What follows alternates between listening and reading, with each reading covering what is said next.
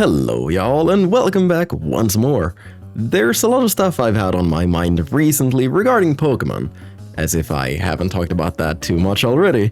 But whatever the case is, I feel like now with the launch of Legends ZA, it's a fitting moment if nothing else. I have played every single game in the series since I was a child. I was there for every release day to get my copy. I loved the games and I felt excited until one day I just didn't anymore. It was like hitting a switch almost. Here was a new Pokemon game being shown off and I felt nothing. And then the next one, and the next one, and so on. Sure, I got surprised and reacted, but did I ever feel excited or even happy to see the new games? Not really. The state of modern Pokemon has a ton of problems, the majority of which really shouldn't be there given the popularity of the IP itself and the amount of revenue that's been amassed over the years. Yet at the risk of sounding like a boomer or something, the old games really used to be a lot better. We can kinda separate the generations being 1 to 5 for the old and 7 to 9 for the new stuff, with Gen 6 being a hard mix between old and new. And to make things easier, I thought I'd separate my main points into 2 sections for your viewing pleasure. So to start somewhere, let's go over the graphics. I really don't like the modern Pokemon art style, nor the 3D graphics in modern Pokemon as a whole. Even back in the days of the DS era, Pokemon games really looked good for the hardware, with each game evolving the style better and better. But obviously that all changed with X and Y, which honestly looked alright for 3D. Then Sun and Moon changed things up again with their style, which kinda worked, I guess. But all of that came crashing down with the release of Sword and Shield, which got characters okay, but messed up hard in contrast and the world. I mean, this still haunts us. And eventually Scarlet and Violet happened, which looks off as all hell, honestly. You know, I don't know, man, maybe it's a combination of the atrocious textures and the contrast again. But whatever the case is, the game looks pretty bad. Especially so when the open world itself is the selling point of the game. It breaks whatever immersion I might have had if I got locked in enough. And so here we are with Legends ZA, which looks a bit weird. Then again, it must look even weirder to see me upload after 2 months of pretty much nothing. So sorry for that. I know you guys deserve a lot more, so I apologize for the immense delay. Anyway, as I was saying, I think it mostly comes down to how things are shaded. That and the fact that everything just looks so flat. I mean, it was okay in 3DS era due to the technical limitations, but seeing yet another new Switch Pokemon game look like this is more than a bit disappointing. And one of the bigger things for me is actually the character designs, as I feel like most of the characters nowadays look way too round, generally speaking.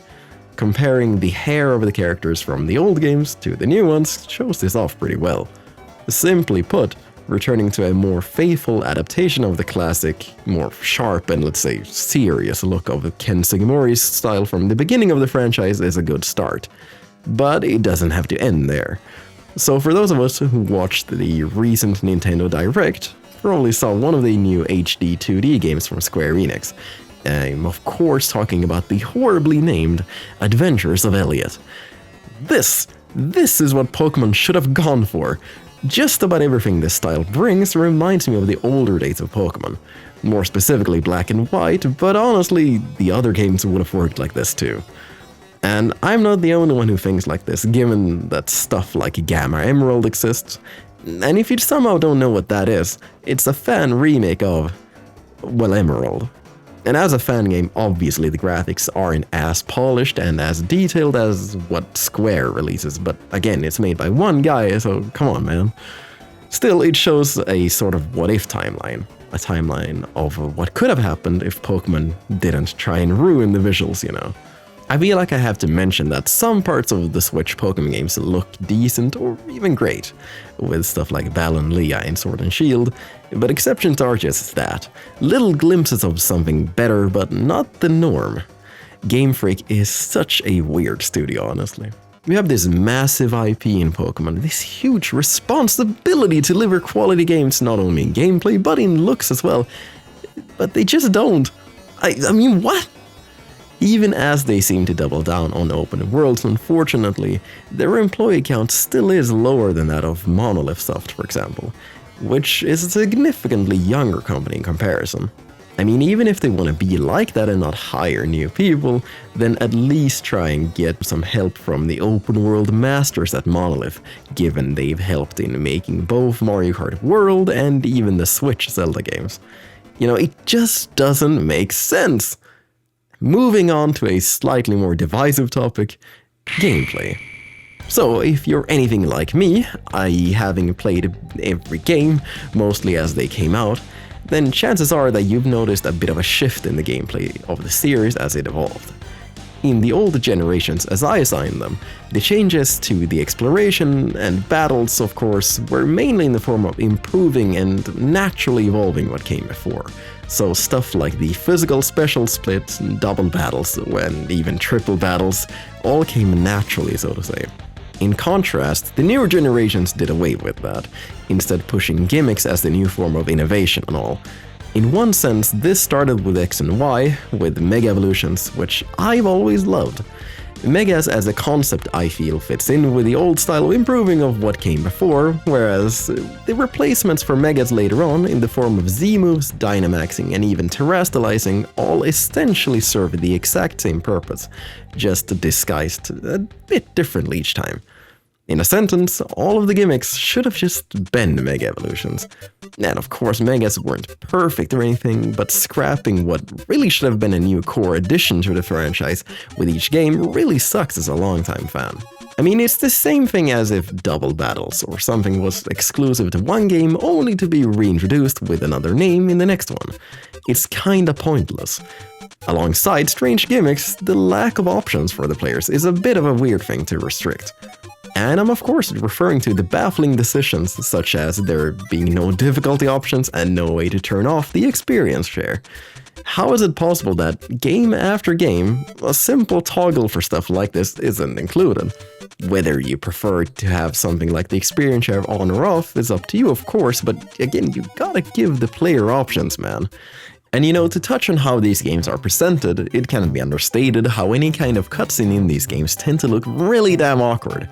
The biggest complaint people have is voice acting, which frankly should be a thing, when some of the cutscenes have semi-realistic lip movement. For me though, the bigger issue is how characters move and the camera work. Basically any sort of dialogue-heavy scene will feature characters either being totally static or turn in a very awkward-looking way, only to finish off by running away while you stand still. It just looks weird, and the fact that ZEA handles the majority of its dialogue-heavy scenes like this is a major thing for me, at least, as it really makes the overall package feel cheap. Overall, it has an effect on the actual gameplay for me as well, as every now and then when these scenes pop up, I get sucked out of the game immersion quite easily. Otherwise, regarding ZA, the battles and all feel really nice, but I can't help but wonder why abilities aren't a thing in the Legend series. Once again, the core thought that comes to my mind when I think of the gameplay of the newer entries is strange. Strange decisions all around that really shouldn't be a thing with practically all of my criticism so far. Pokémon is really strange. It's been around for so many years and seen so many iterations that there's bound to be people who view things the complete opposite of what I do. Still, here as a longtime fan, I kinda have to compare these entries to the more older, more complete experiences as they were.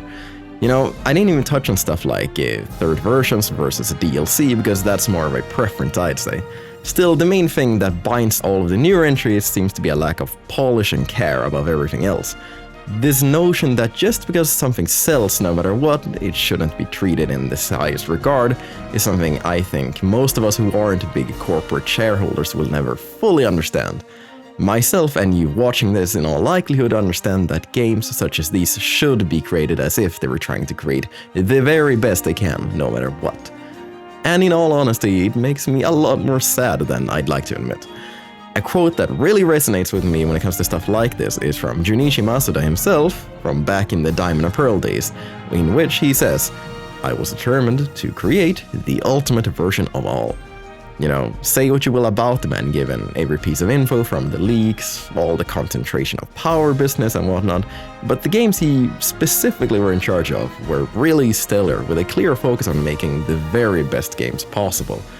going forward, we lost that, which is a real shame. Pokemon is still around, obviously, and I still buy and play every game because deep down I really care about the franchise.